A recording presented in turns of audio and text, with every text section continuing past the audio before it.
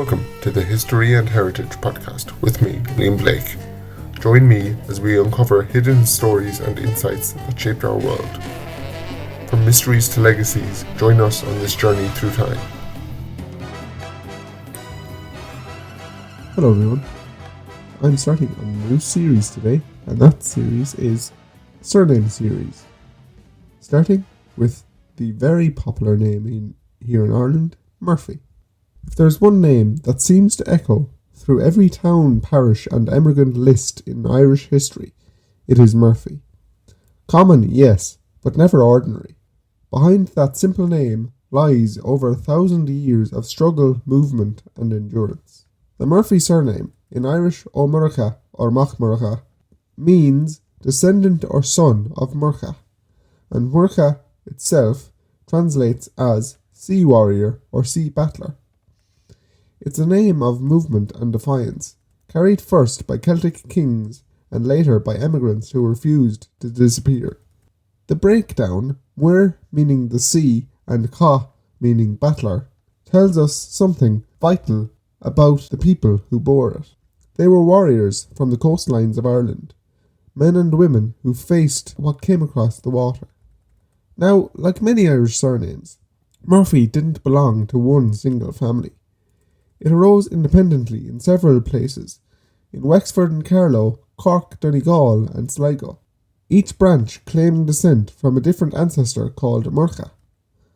But it's the Leinster Murphys from the Uí Cheinnselaig dynasty, which became Cheinnselaig, who gave the name its first great place in history. Around the 11th century, a chieftain named Murchaidh, or also known as Morach, ruled as Lord of Leinster. His descendants took the name Murchadha or Ó Murchadha. From that same royal line came Dermot MacMurrough, the infamous King of Leinster known as Dermot MacMurrough, whose desperate bid to regain his throne in 1169 brought the Normans into Ireland. And the Normans is someone you will meet when I discuss the next surname. It's no exaggeration to say that one of Ireland's greatest turning points, the beginning of the 8th centuries of English involvement, began with a Murphy. Dermot died in 1171, but the ripples of his act spread across centuries. Those who refused to live under Norman rule moved south and west into Munster, forming alliances with the McCarthys and the O'Sullivans. Others held on in Wexford and Carlow, building stone strongholds like the castle at Enniscorthy. The Norman chroniclers wrote of Murphys as stubborn, fierce and impossible to subdue. One account from 1327 describes how Anglo-Irish administration captured Ard Mur Ó Murchadha, a Leinster chieftain, and imprisoned him in Dublin Castle. His son Donogh carried on the fight so relentlessly that the Normans agreed to pay the Murphys 80 marks a year for peace, a tribute that continued until 1536. By then, the English Crown's representative, Lord Deputy Grey, was urging London to, and I quote, send more troops to wipe out the Murphys. They never succeeded. By the mid-17th century, when Sir William Petty completed his Down Survey, the great map of post-Cromwellian Ireland, Murphy was already among the most widespread surname in the country. In Wexford, it accounted for nearly 1 in every 12 households. The penal laws that followed stripped many Murphys of land and status, but not of identity. In the 18th century, we meet Father John Murphy, parish priest of Boolavogue, who in 1798 led the Wexford men in rebellion against British rule. He and another rebel priest, Father Michael Murphy, became heroes of the United Irishmen uprising, their names still sung in the song Boolavogue, that ballad that mourns their fall and celebrates their courage. That moment cemented the Murphy name in the national story, not just as chieftains of old, but as rebels, martyrs and symbols of defiance. But rebellion wasn't the only path. Some Murphys made their mark abroad. Brian O'Murphy, an exiled Jacobite officer, rose in the French army, and his daughter, Mary Louise O'Murphy, became a mistress of Louis XV and a favourite of the painter Francois Boucher. It's a strange footnote in Irish history, a Wexford name in the Versailles court, but one that shows just how far the Irish world had spread by the 18th century. Then came catastrophe.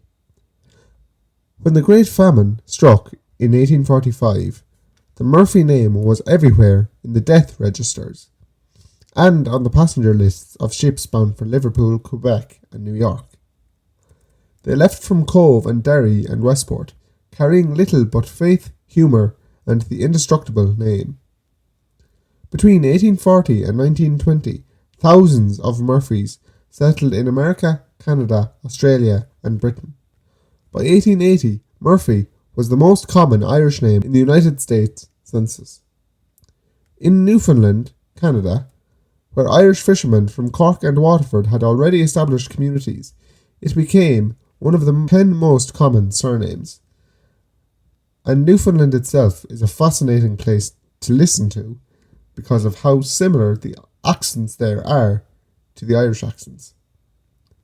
And in all those places, the name adapted, sometimes spelled Murphey, Morphy, or, as with Dermot MacMurrough, but always unmistakably Irish. Back home, Murphy remained the great national surname. In the 1901 Irish census, over 56,000 people bore it, 95% of them Catholic. The name spoke of continuity, even after centuries of upheaval. By the late 19th and early 20th centuries, new Murphys were shaping Ireland. William Martin Murphy, born in Cork in 1845, became one of the country's most powerful businessmen. Builder of tramways, newspaper proprietor, nationalist MP, and employer of thousands. He was also the leader of employers during the 1913 Dublin lockout, a bitter industrial conflict with Jim Larkin's Irish Transport and General Workers Union. To the labour movement, he was a villain. To others, a moderniser who believed in self-reliance. Either way, the name Murphy was once again at the centre of Ireland's story, as it so often had been. Across the Atlantic, the name took on new meanings. One of the most extraordinary Murphys of all was Audie Murphy, born in Texas in 1925 to a poor family of Irish descent. In World War II, he became the most decorated American soldier of his generation. At the Battle of Holtzwihr in 1945, he single-handedly, literally, held off 250 German troops by firing a machine gun from the burning wreck of a tank destroyer. When asked by radio how close the enemy were, he famously replied, "Hold the phone and I'll let you talk to them." He was awarded the Medal of Honor, then turned his story into a film called To Hell and Back, where he played himself. And the name found other kinds of fame too. In 1949, Captain Edward A. Murphy Jr., a US Air Force engineer, was testing rocket sleds for high-speed deceleration. Every sensor in one of the tests was put the wrong way, and he muttered in frustration, "If there's a way to do it wrong, someone will." The line spread through Air Force circles, became a saying, and by the 1950s was enshrined in dictionaries as Murphy's Law.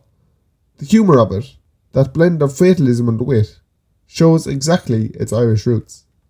The Murphy story didn't stop there. The name continued to ripple through culture, science and politics. There was John Benjamin Murphy, the Chicago surgeon who invented the Murphy button for intestinal surgery. Most of you will know Eddie Murphy, the comedian and actor who became one of Hollywood's biggest stars, and Donkey from Shrek. And today, Cillian Murphy, Corkman, whose performances in Peaky Blinders and Oppenheimer have carried Irish intensity to audiences around the world. But for all that, the power of the name isn't in fame or notoriety, it's in its endurance, in how it held through famine, colonisation, emigration and modernisation, surviving every attempt to erase or dilute Irish identity. The Murphy coat of arms tells part of that story. A silver and red shield quartered, showing 3 golden wheat sheaves for fertility and abundance, and 4 lions rampant, ancient symbols of strength and courage. The motto reads, Fortis et Hospitalis, brave and hospitable. It's hard to think of two better words for the Irish people themselves. And the numbers tell their own tale. In 2014, around 77,000 Murphys lived in the Republic of Ireland, 1 in every 60 people. The name ranks number 1 here, as it has done for decades, and among the top 100 surnames in Britain, America, Canada and Australia. There are Murphys in New Zealand sheep stations and Chicago politics, in Donegal fishing villages and Australian mining towns. It's a name that travelled the world. Some historians call it the surname that became a nation, and maybe that's not far off. The Murphys were sea battlers, but also survivors. People who lose everything and still rebuild. In every generation, the name found a way to matter. As rebel, as priest, as worker, as emigrant, or as storyteller. That's what makes Murphy more than a word on a family tree. It's a symbol of how Irish identity endured through time and tide, of how names can carry memory across continents. So, when you meet a Murphy, and you surely will, remember that you're shaking hands with history. A history that began with warriors of the sea, and that still sails on in every corner of the world. I'm Liam Blake, and this has been the History and Heritage Podcast. Thanks for listening, and join me next time as we continue our surname series, exploring the names that made Ireland and the Irish who carried them far beyond her shores.